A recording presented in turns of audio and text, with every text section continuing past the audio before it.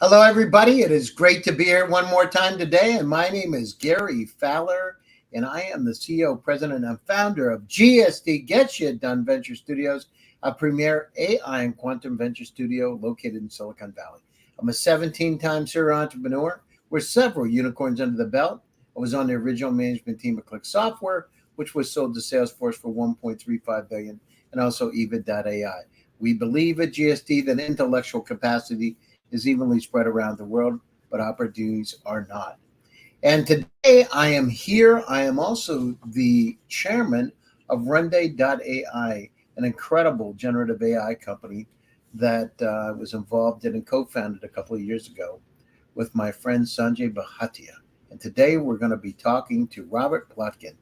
Robert helps growing technology companies maximize their value using software patents. You know, he says if you're looking for a successful exit to generate revenue from your patents or to protect yourself against your toughest competitors, give him a call. He's got over 25 years worth of experience obtaining patents for hundreds of clients. He understands the needs of technology companies, and he went to MIT and challenges they face. His clients range from ground level startups to universities to multinational corporations. Trust him to be able to craft a strategy, a global patent strategy and portfolio to maximize value, create revenue, and build robust protection. So with that, I'd like to bring Robert on board. Hi, Robert. How are you doing today? I'm doing great, Gary. Thanks so much for having me. So now, are you originally from Massachusetts, or where are you originally from? I'm originally from New York. And then went to Massachusetts for about 30 years, starting with when I went to MIT for undergrad to study computer science. Now, how in the world did you go from computer science to deciding to become a lawyer? You know, it really combined together all of my passions, which was starting with the computer technology. I always loved arguing, strategizing, planning. I decided I didn't want to be in the weeds of coding anymore. And so law gave me a way to apply myself to cutting edge technology at a strategy level to help companies obtain protection. So it lets me stay up to date with all of the latest and still apply that other side of myself, which is the strategic planning side. No, that's fantastic. And so, you know, you went down through your journey. What did you just like Massachusetts? Is that why you went to Boston University School of Law? Well, I was already there. It's a great school. It's well known for the highest quality teaching, had great clinical programs. And so, yeah, that's where I went to law school. And then I went straight from there to practicing patent law, specializing in software patents, which is what I've been doing ever since. So when you go down through it, go ahead, Robert. I say I worked at a couple of big firms and then went out on my own, was a solo, and now been at a small firm that I co-founded. So what are the biggest mistakes that startups make with patents? I mean, one of them is to have the belief that software can't be patented. It can be challenging to patent software, which is why we encourage people to come to people who specialize in it like us, but it absolutely can be patented. So there is a myth that you can only obtain copyright protection for software or that it's not possible to patent software. And it absolutely is. And in our experience, we've seen that particularly small companies can get significant benefit from patents because it's one of the few things they can do to protect themselves against much, much larger competitors. It also can create value and a moat that they can use to leverage for fundraising, leverage to create more value in an acquisition or an IPO. And yet a lot of small companies don't even look into patenting software because they believe it's just not possible. So, I mean, what happens if a company gets started, they don't have any patents, 5 years down the line, somebody comes after them. What happens then? If they don't protect it? Yeah, I mean, there are very strict deadlines for filing patent applications. If you've got something innovative, you start selling that innovative software, you can't wait forever to patent it. If you want patent protection outside the US, you actually have to file your patent applications before you launch the product. In the US, you have a little bit more time, but not much. And if you don't meet those deadlines, then everything you're doing is no longer patentable and you just can't apply for it anymore. I encounter a lot of growing companies too say we can't patent yet, we don't have the funds, we're raising money, and I absolutely understand that. Obviously lots of growing companies are strapped for cash, they need to raise money, but the patent office and US patent law doesn't care. Those deadlines are very, very strict. And when you said someone comes after you, I was wondering if you meant someone else accuses you. Yeah, I mean, somebody says you're infringing. I mean, that's the thing. Well, how do you know what to defend if you don't know what you have, right? So somebody comes after you and says they're going to sue you, and that cease and desist, right? Yeah. What happens? Well, there's two things. If someone else accuses you of infringing their patents, you need to take a really close look at what those patents cover and whether they really do cover your own products and services. That's something we do for clients. But one of the best defenses to that allegation is often to have your own patents that you can look at and ask, do our patents cover any of what that patent owner is doing? And if so, you can often enter into an agreement where you cross-license each other's patents and you walk away. Whereas if you don't have any patents of your own, you don't have that defensive ammunition that you can use when someone accuses you of patent infringement. Well, that's amazing. And so, when you look at it, like, have you seen companies shocked when they've gotten somebody comes after them, shocked because they didn't realize, they said, oh, I didn't think it could be patented. Have you seen that? Absolutely. Yeah. Companies are often shocked. They often, when they're looking at patent protection, are only thinking about whether they're going to obtain patents for their own technology. They're often not thinking about what you've mentioned, the possible future threat of being accused of patent infringement by someone else. And it can really take them by surprise. One piece of good news is that often I find when clients of mine are threatened with infringement, when I look at the patents they're threatened with, sometimes they don't really cover what my clients' products or services.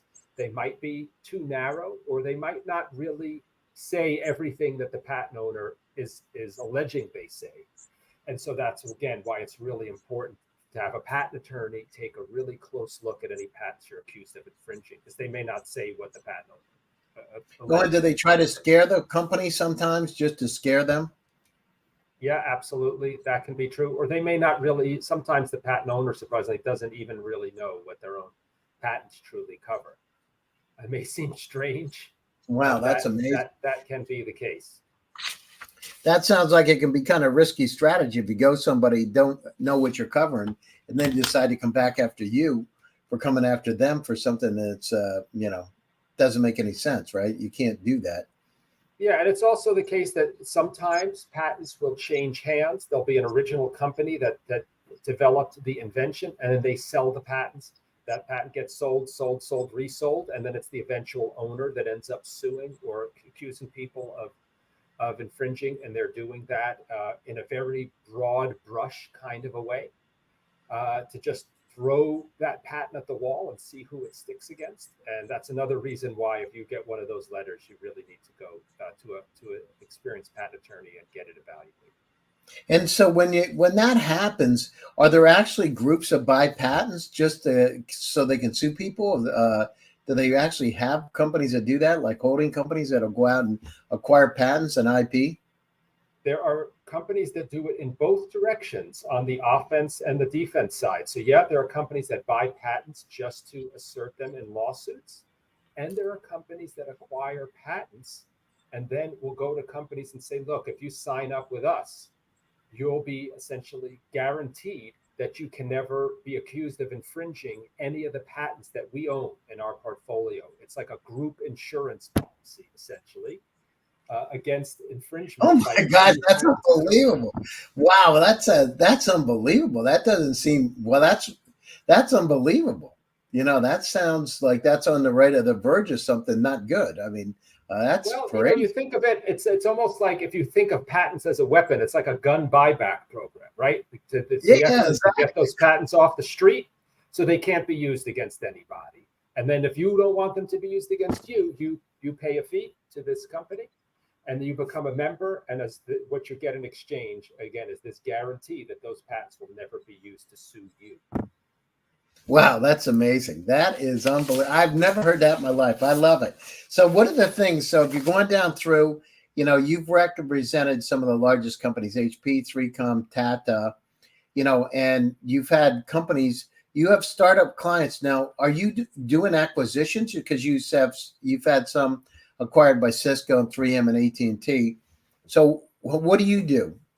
What's your role in the process? My role is focused on obtaining patents and growing patent portfolios to have maximum value. So when clients come to me, it's often at an early stage in the company or in the development of a new product, but long before it's launched. And they say, look, this is something that's going to be really important for us. We want to make sure it is protecting. We want to protect ourselves against competitors using this new feature in their product. What can we do? I evaluate it.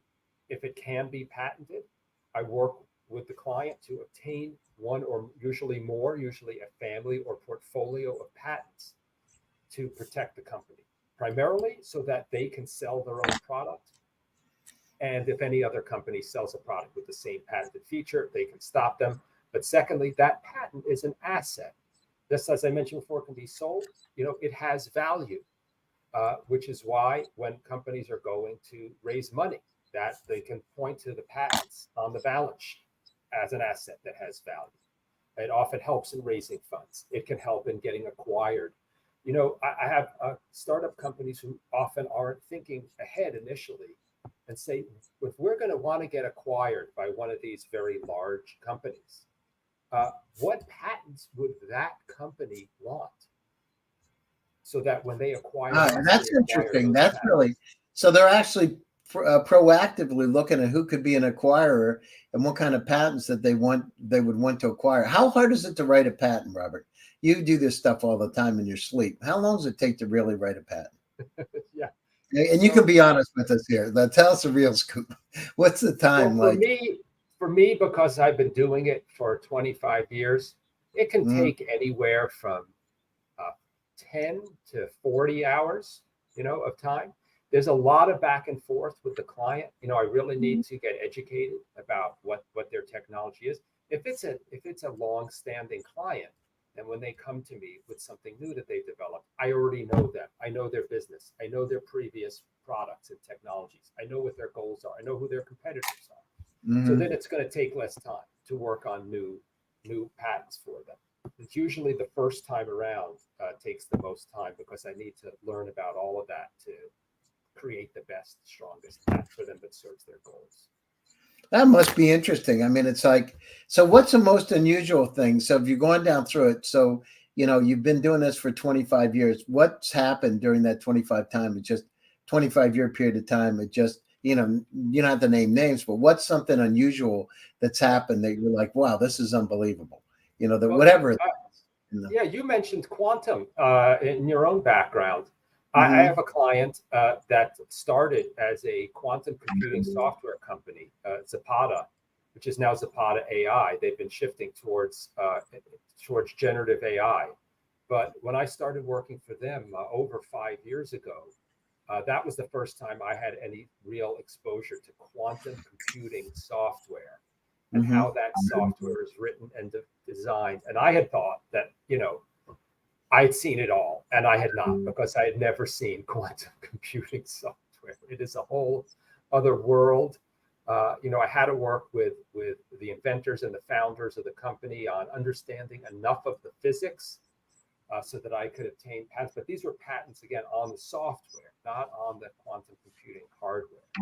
So, and now we developed a portfolio, a global portfolio of patents on quantum computing software. As I said, now they've been shifting towards generative AI software, some of which is quantum enabled or can leverage quantum computing, but not all of which is. So that's been really mind-blowing. And then, of course, what we've all experienced involving generative AI in the last year has been, extremely exciting. I have a long background in language models. I had a client starting around 2000 that did speech recognition and natural language processing.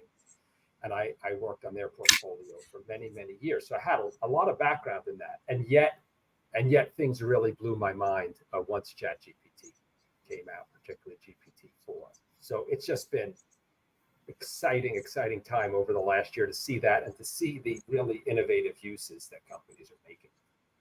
Well, you start looking at things like multimodal, multi-agent LLMs, where they start working autonomously as a team. Have you seen much of that? By the way, have you seen those kind of models? Yeah, I have seen some of that come my way because, when it comes to patenting, it's not going to be possible to patent what I call trivial uses of a large language model. Once something like ChatGPT is available, it enables people to create lots of very valuable applications of it, but that just about anyone can make, and those are not going to be patented. Those are in patent law what we call obvious uses of an existing platform.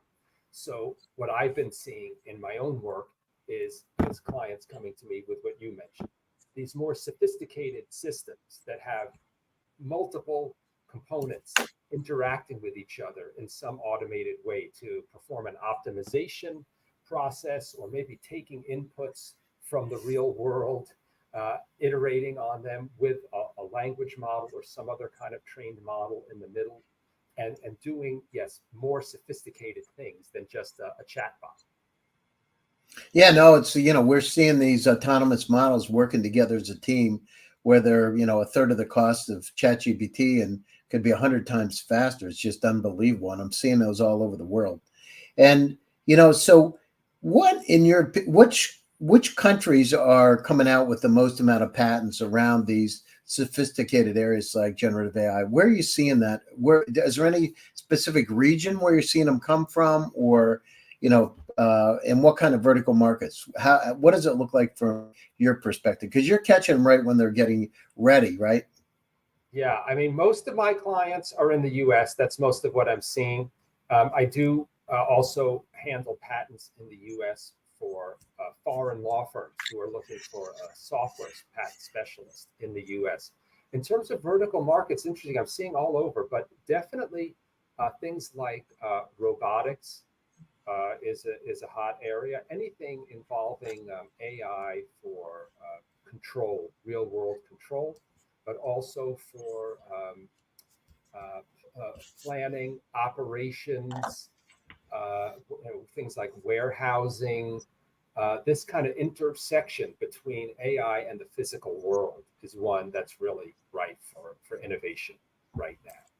And then on the other end, you mentioned speeding up. I've seen work on that, which is speeding up the inference time or processing time of existing models. I mean, there's a huge need for that. Imagine if you could speed up the time to process a ChatGPT query by 1 million. What would that mean? It would take us far beyond just human interface chatting to the ability for agents like you talked about to do much more powerful things extremely rapidly. We're seeing them already. I'm seeing those multi-agent models. Actually, we put it on the global warming, and it was unbelievable because we said stop global warming. So ChatGPT, Mistral, Llama, they all came together and formed a team, and then they came up with, we said stop it. But then the thing that was really interesting, they came out with one more piece on their own, which is how to be able to reverse it. And they wrote a whole diatribe about how to reverse it. It was quite interesting in less than 20 minutes, by the way. Yeah. So, I mean, this is the shift that's been going on for a long time, which is, so you and your team, you did something as humans, but we're shifting towards the humans playing a much higher level role to essentially setting the goal, right, for the system. right. Yeah, at least now till we start to get to a point of sentience, right? It's gonna be interesting to see what happens. So let's go down through so we have viewers all over the world, right, that watch this show. We can have 50,000 folks looking at it at a time. What would you say to them? What's the best thing? So you've got an AI company that's located, that's going to be relocating to the US, that hasn't done any patents yet, that's got a product that's starting to sell. They're getting some traction. They haven't raised a lot of money. They've grown bootstrapped. So what would you say to those companies? What's the most important thing they ought to do? The 3 steps. What would you do if you were them? They're getting traction. They're seeing some demand on a global basis. What should they do? And when do they come to see you? Yeah, I mean, they come early mainly because of the legal deadlines that I mentioned, that if they wait too long, they will be prohibited from even filing a patent application. So And how long is that, by the way, Robert? What is the time frame?